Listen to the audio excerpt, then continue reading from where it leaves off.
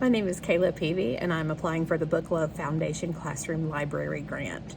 So, a couple of weeks ago, I took my students to see Shakespeare's Macbeth. We have a Shakespeare festival here in Alabama that's about an hour or so away.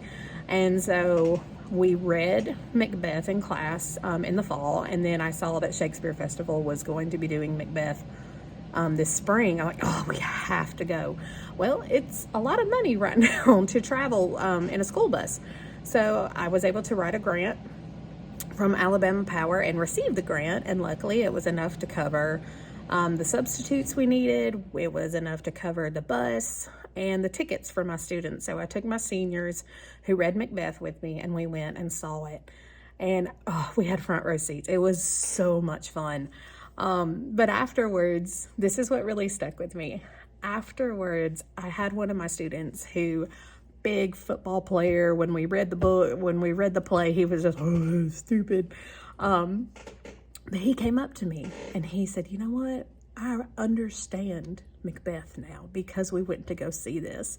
I remembered our classroom discussions. I remembered the plot and everything that was going on, and putting it together in a visual form right in front of me. I got it, Miss Peavy. And teacher moment, I about cried in front of him. But why should you invest in me? It's because you're not investing in me. You are investing in my students, and my students deserve the absolute world. And I bend over backwards. I do everything I can to get what my students need.